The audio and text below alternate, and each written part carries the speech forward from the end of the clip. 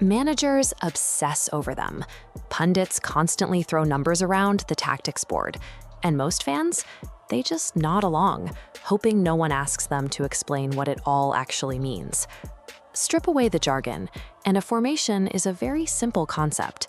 It is the specific way a team goes about organizing its players across the pitch. There is one absolute rule you need to know before we begin. The goalkeeper is never, ever included in these numbers. The code is always read from the back to the front. First is your line of defenders, then your midfielders, and finally your attackers. Once you understand that back-to-front sequence, those abstract tactical setups suddenly become a perfectly readable map of a team's intentions. We start with the 4-4-2. For decades, this was the default system across the globe, and it remains the historical foundation of modern football strategy. This diagram shows its primary strength: two perfectly balanced banks of four, creating a compact defensive wall, forcing the opposition outside. Up front, the strikers work together. One holds up the ball, while the other makes penetrating runs behind. This balance delivers results. England relied on it to win the 1966 World Cup, and Bob Paisley used it to build a Liverpool team that dominated Europe for over a decade.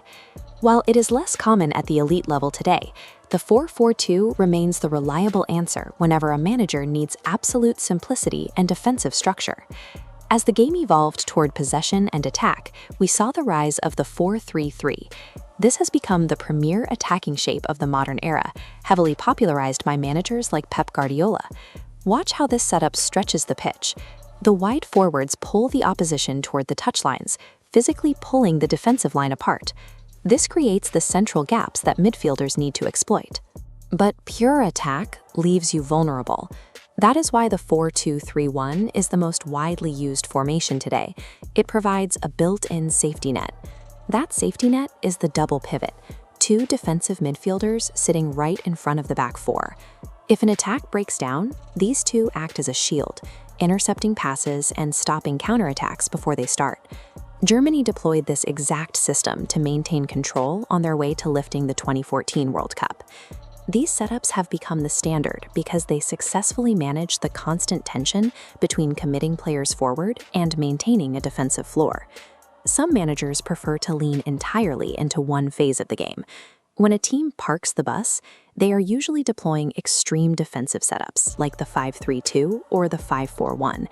In this diagram, you can see why it is so difficult to break down. Packing every available body into a tiny central block kills the tempo and frustrates the opponent when a team is protecting a lead. On the opposite end of the spectrum is the 3-4-3. This is an aggressive, high-risk system that requires world-class athletes in almost every position. The risk is obvious. The top 7 players must successfully execute a high press to keep the ball away from their goal. If the press is bypassed, those 3 isolated defenders at the back are easily overwhelmed. By deploying these extremes, managers abandon balance. They are taking a high-stakes gamble to dictate one specific phase of the match. But focusing only on static positions ignores how the game actually flows.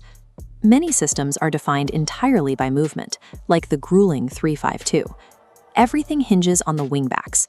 In possession, they push forward to behave like wingers, but the moment possession is lost, they must sprint back to form a solid line of 5 defenders. Or consider the 4-1-4-1. Diego Simeone built his Atletico Madrid identity around this shape, relying on a disciplined number 6 to sweep up trouble. Then there is the 4-5-1. Jose Mourinho used this as the classic counter-attacking trap to win the Champions League with both Porto and Inter Milan. The mechanics of the trap are simple. You sit deep and absorb the opponent's pressure. The instant you win the ball back, the team explodes forward into the empty space the opponent left behind. The true power of these systems is their ability to deceive. They morph their shape dynamically based entirely on who has the ball.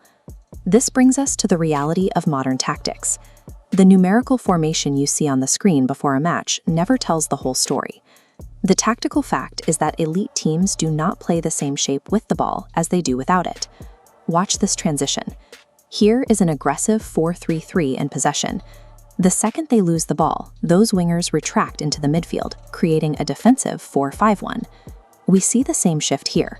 Under pressure, a 3-5-2 collapses into a back 5, becoming a rigid 5-3-2. This is why two different teams can be listed as playing the exact same formation on TV, yet look completely different on the grass. The formation is merely a starting line. A team's true identity is defined by the fluidity of how its players press, rotate, and move together once the whistle blows. You want to understand every part of football, from the basics to the biggest moments in the sport's history? Subscribe to Football Headquarters.